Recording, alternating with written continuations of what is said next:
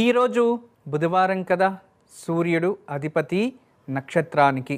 మరియు అదే విధానంగా ఈరోజు బుధవారానికి బుధగ్రహం, బుధ సూర్యుడు ఇద్దరు కలిస్తే బుధాదిత్య యోగము. చాలా విశేషమైన రోజు. మనమందరూ కూడా ఈరోజు ప్రశాంతంగా నారాయణ నామస్మరణ చేద్దాం.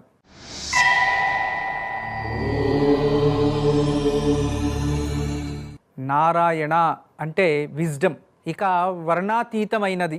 అంత గొప్ప నామము నారాయణ నామం. ఓం నమో నారాయణాయ అనే నామము, దాని ఒక మహిమ అనుభవించే వారికి మాత్రమే తెలుస్తుంది. ఈ నామం ద్వారా ప్రపంచమంతా నీలవర్ణపు ఎంతవరకు ఉంటుందో ఇదంతా కూడా వ్యాప్తి చెందిన రూపము అని అర్థం. నారాయణ అనేది విశేషమైనది. ఇక్కడ మనము బాగా గమనించాలి.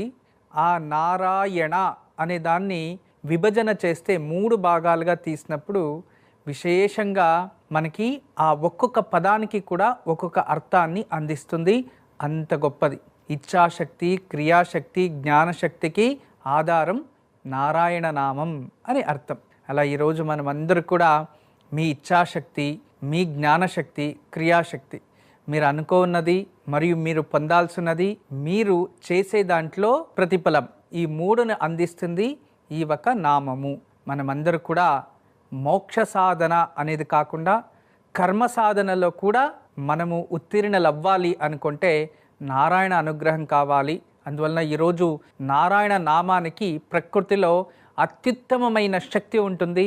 ఈరోజు మనమందరూ కూడా నారాయణ నామస్మరణ చేద్దాం. ఓం నమో నారాయణాయ, ఓం నమో నారాయణాయ, ఓం నమో నారాయణాయ, ఓం నమో నారాయణాయ, ఓం నమో నారాయణాయ.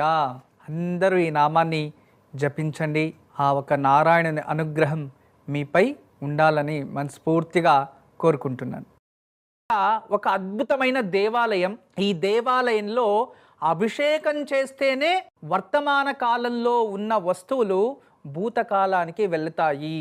మనము నెయ్యి తయారు చేసింటాం. నెయ్యిని వెన్నగా మార్చడానికి అవుతుందా? లేదు కదా.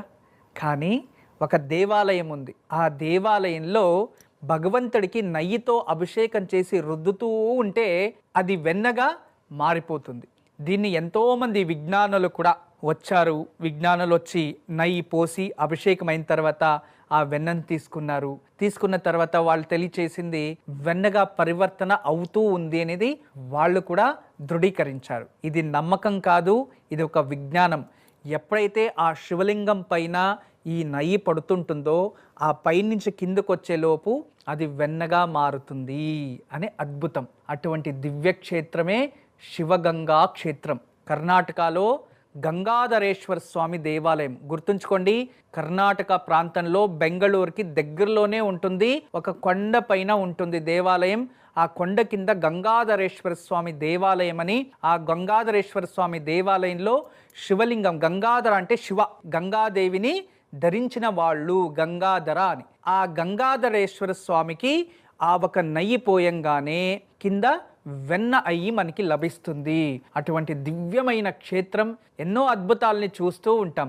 కానీ ధార్మిక విధి విధానాలకి నమ్మకమే మూలం. అయితే ఇక్కడ నమ్మని వారికి నమ్మే వారిద్దరికీ కూడా గొప్ప ఉదాహరణగా ఆ భగవంతుడు దర్శనమిస్తూ ఇటువంటి అద్భుతాల్ని సృష్టిస్తూ ఉన్న గంగాధరేశ్వర స్వామి. అక్కడ నెయ్యి పోస్తే వెన్నయ్యి మన చేతిలో వస్తుంది. కొన్ని అద్భుతాలని మనము వేరే వాళ్ళు చెప్తే వింటూ ఉంటాం. అదే స్వయంగా ఆ అనుభూతిని పొందడం మరొక అద్భుతం. ఇటువంటి అద్భుతమైన దేవాలయాన్ని ఒక్కసారైనా వీక్షించండి. ఆ అద్భుత దృశ్యాలని మీ కళ్ళల్లో బంధించి ఆ గంగాధరేశ్వర స్వామి కృపాకటాక్షలకి పాత్రలవ్వండి. ఈరోజు దివ్యమైన ఆయుక్షేమం. ఈరోజు మీరందరూ చూస్తున్నారు, చాలా విశేషమైనది. ఇది అందరి ఇళ్లలో ఉంటుంది. మనకి పూర్వీకులు తెలియచేసినది, మనం సేవించే ప్రతి ఒక్క మసాలా పదార్థంలో కూడా ఔషధ గుణాలు ఉన్నాయి. ఇది పరమ సత్యం. అందుకే భారతీయంలో పండే మసాలా పదార్థాలకి విదేశాలంతా కూడా ఎక్కువ డబ్బునిచ్చి కొంటూ ఉన్నారు. అంటే అంత ఔషధ గుణాలు. విదేశాల్లో ఎన్నో ఔషధాలని తయారు చేయడానికి భారత మట్టిలో పెరిగిన పదార్థాలని తీసుకెళ్ళి వాళ్ళు అక్కడ ఔషధాలకి ఉపయోగిస్తూ ఉన్నారు. అటువంటి ఔషధ గుణాల్లో ఈ ఒక్క పదార్థం కూడా ఒకటి. ఇది చాలా బాగా గమనించండి. ఇది చూడ్డానికి స్టార్ ఫ్లవర్ లాగా ఉంది, అవును కదా, స్టార్ ఫ్లవర్ లాగా ఉంది. దీన్ని అనాస పువ్వు అంటారు. ఈ అనాస పువ్వు మనకి మార్కెట్లో లభిస్తుంది. ఇది వంటల్లో ఎక్కువ వాడుతూ ఉంటారు. ఇది సువాసనని ఇస్తుంది, అంతే ఆరోగ్యానికి మంచిది. వంటల్లో వీటిని వాడడం వల్ల యాసిడిటీ తగ్గిస్తుంది. కడుపులో ఏదైనా అనారోగ్య సమస్య వచ్చినప్పుడు, గాస్ట్రైటిస్ అయినప్పుడు, ఇటువంటి సమస్యల వల్ల వాళ్ళకి తేర్పులు వస్తూ ఉంటాయి. అటువంటి వచ్చినప్పుడు దుర్వాసన కూడా వస్తూ ఉంటుంది. కొందరికి టాన్సిల్స్ ప్రాబ్లం వల్ల నోటి దుర్వాసన కూడా వస్తూ ఉంటుంది. ఇది కడుపులో ఉత్పత్తి చేసే దుర్వాసన బ్యాక్టీరియాల్ని తొలగిస్తుంది. ఇది ఒక రకమైన డీటాక్స్ చేసే అద్భుతమైన ఔషధ గుణాలున్న పువ్వు. దీన్ని చాలా విధాలుగా ఉపయోగించవచ్చు. ఈ కాలంలో దాదాపు మహిళలందరికీ కూడా ఈ మెనోపాజ్ టైంలో చాలా బాధపడుతూ ఉంటుంది, కొన్ని హార్మోన్స్ ఇన్బ్యాలెన్స్ వల్ల. ఈ మెనోపాజ్ టైంలో వచ్చే ఋతుచక్రానికి సంబంధించిన ఏ సమస్యలున్నా దాన్ని దూరం చేసే ఏకైక ఔషధ గుణమున్న ఈ అనాస పువ్వు అంటారు. ఇంగ్లీష్లో స్టార్ యానస్ అంటారు. దీని సువాసన కూడా చాలా అద్భుతం. వీటిని మహిళలు మెనోపాజ్ టైంలో ఏదైనా వాళ్ళకి ఏదైనా ఇన్ఫెక్షన్స్ కావచ్చు, లేదైనా ఋతుచక్రంలో ఏదైనా సమస్యలు ఉంటే ఆ ఒక సమయంలో ఎటువంటి సమస్య ఉన్నా దాన్ని ఇది దూరం చేస్తుంది. రాత్రిపూట ఒక పువ్వుని ఒక గ్లాస్ నీళ్ళల్లో నానబెట్టేయాలి. పొద్దున్నే ఆ వాటర్ని సేవించేయాలి. లేదో పొద్దున్నే వాటిని బాగా ఆ పువ్వు సమేతంగా ఉడకబెట్టి చల్లగా అయిన తర్వాత సేవించవచ్చు. ఇది చాలా మంచిది మహిళలకు. మరియు ఎవరికైతే రాత్రి పడుకోగానే నిద్రహీనత, నిద్ర లేకుండా అయిపోవడం, ఎంతసేపు అయినా నిద్రే రాదు, అటువంటి వారికి ఇది చాలా ఉపయోగం. రాత్రి నిద్రించడానికి 1 గంట, హాఫ్ అన్ అవర్ ముందు ఒక గాజు గ్లాస్లో నీళ్లు తీసుకొని అందులోకి 1 టీ స్పూన్ ఇది వేసుకొని సేవిస్తే స్లీప్ డిస్టర్బెన్స్ అనేది ఉండదు. చక్కగా నిద్రించగలరు. పడుకోగానే నిద్ర వస్తుంది. ఆరోగ్యానికి చాలా మంచిది. ఇది మనం వంటల్లో విశేషంగా వాడతారు ఈ పదార్థం. ఎందుకు అంటే జీర్ణశక్తిని పెంచడానికి. ఎవరికైనా ఏదైనా తింటే కడుపులో రాళ్ళు వేసుకున్నట్టు, సిమెంట్ వేసి ప్లాస్టింగ్ చేసినట్టు కడుపు భారంగా అలాగే ఉండిపోతుంది, డైజెషనే అవ్వదు. తర్వాత వాళ్ళు ఎలా ఉంటుందంటే వాళ్ళ పరిస్థితి, ఇక ఆహారం ఈ రోజు నుంచి రేపటి నుంచి తింటారో లేదో అర్థం కాదు, అంత బాధపడుతూ ఉంటారు. అందుకే పూర్వీకులు ఆహారంలో ఇటువంటి పదార్థాలు ఉపయోగించడం వల్ల వాళ్ళు తినింది చక్కగా డైజెషన్ అవుతూ ఉంటుంది అని. ఇంత ఆరోగ్యవంతమైన అనాస పువ్వుని దయచేసి ప్రతి ఇంట్లో వంటగదిలో ఇది పెట్టండి. పిల్లలకి కంపల్సరీ ఈ కాలంలో మీరు ఇంట్లో ఏ ఆహారం వాడినా దాంట్లో చిటికెడు ఉపయోగిస్తూ ఉండండి. మీరు బయట ఫుడ్ తిని, కెమికల్స్ ఫుడ్ తిని వాళ్ళ శరీరంలో ఇమ్యూనిటీ లెవెల్ తగ్గిపోయి ఎన్నో ఇన్ఫెక్షన్స్ వస్తున్నాయి. పాపం వాళ్ళు తినింది జీర్ణం అవ్వట్లేదు, రాత్రిపూట నిద్రపోవట్లేదు. వీటన్నిటికి కారణం ఏంటంటే కడుపులో బరువుగా ఉండి కడుపు డైజెషన్ కాకపోతే అది నిద్ర రాదు, నిద్రపోకపోతేనూ డైజెషన్ అవ్వదు. వీటన్నిటికి కూడా ఇది ఉపయోగం. అందుకు మనం వంటగదిలో అనాస పువ్వు ఉండాల్సిందే. దీన్ని వాడండి, ఖచ్చితంగా ఆరోగ్యంగా ఉంటారు. గురూజీ, ఇక రేపు ఎటువంటి పూజను ఆచరించాలి?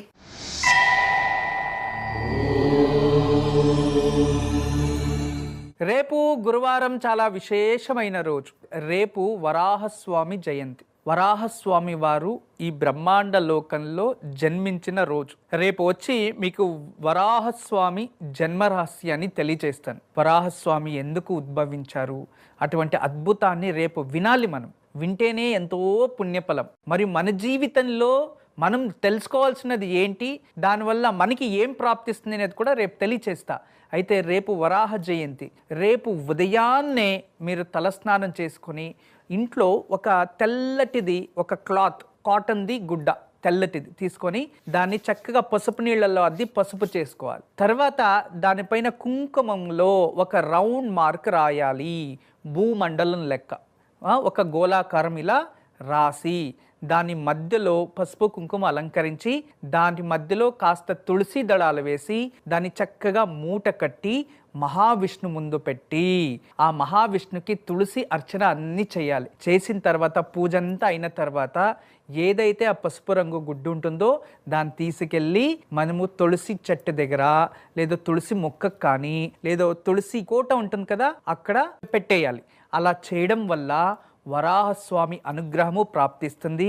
రెండోది, ఎవరైతే భూవరాహస్వామి అనుగ్రహం ప్రాప్తిస్తుందో వాళ్ళకి ఇంట్లో మరియు వాళ్ళు చేసే వృత్తిలో అన్ని విధాలుగా అభివృద్ధి జరుగుతుంది. వరాహస్వామి మన భూమాతని కాపాడిన అవతారం. అటువంటి వరాహస్వామిని రేపు ఉదయాన్నే మీరు నామస్మరణ చేస్తే మన కుటుంబాన్ని, మన వంశాన్ని సర్వ విధాలుగా రక్షిస్తారు. అంతేకాదు, మీలో ఉన్న మంచితనం, మీలో ఉన్న మంచి గుణాలు, మీలో ఉన్న ధర్మాన్ని అధర్మం మీ పైన దండయాత్ర చేసినప్పుడు మిమ్మల్ని కాపాడుతాడు. మరియు మీలో ఉన్న మంచి ఆలోచనల్లో చెడు ఆలోచనలు లేకుండా మిమ్మల్ని ఫిల్టర్ చేసేస్తాడు ఈ భగవంతుడు అని. అప్పుడు మీ జీవితం కూడా మంచిగా ఉంటుంది. రేపు ఉదయం వరాహస్వామిని మీరు ఈ విధానంగా ఇంట్లోనే మహావిష్ణుకు పూజించి వరాహస్వామిని స్మరిస్తే మనలో ఉన్న కల్మషాల్ని దూరం చేసి మనల్ని శుభ్రం చేసి ఆ భగవంతుడు మంచి దారిలో ధర్మరూపంగా నడిపిస్తాడు. అదృష్టము ఉండాలి. అదృష్టంతో పాటు 100 మందిలో మీరొక్కరవ్వాలంటే అంత డెడికేట్ కష్టం కూడా ఉండాలి కదా. అలా కష్టపడి చదివే వాళ్ళకి ఖచ్చితంగా ప్రభుత్వ ఉద్యోగం రావాలని మంచి సంకల్పం చేసుకొని ఈరోజు సాయంత్రం బుధాదిత్య యోగం ఉంటుంది. ఈరోజు సాయంత్రం గోధుమ పిండితో 2 ప్రమిదలు చేసి నెయ్యి పోసి దుర్గాదేవి ముందు వెలిగించండి. ఎర్రటి అక్షతల్ని చేతిలో పెట్టుకొని, నేను కష్టపడి చదువుతున్నాను, కష్టానికి తగినట్టుగా ప్రతిఫలం రావాలి మరియు నాకు ప్రభుత్వ ఉద్యోగ యోగం ప్రాప్తించాలని సంకల్పం చేసుకొని దుర్గమ్మకి సమర్పించుకోండి. ఖచ్చితంగా ఇలా భక్తి శ్రద్ధతో నమ్మకంతో చేస్తే మీరు ఏదైనా రాబోయే రోజుల్లో గవర్నమెంట్ జాబ్ ట్రై చేస్తూ ఉంటే మీకు అదృష్టం కలిసి వస్తుంది. దాంతోపాటు శ్రమ కూడా ఉండాలి.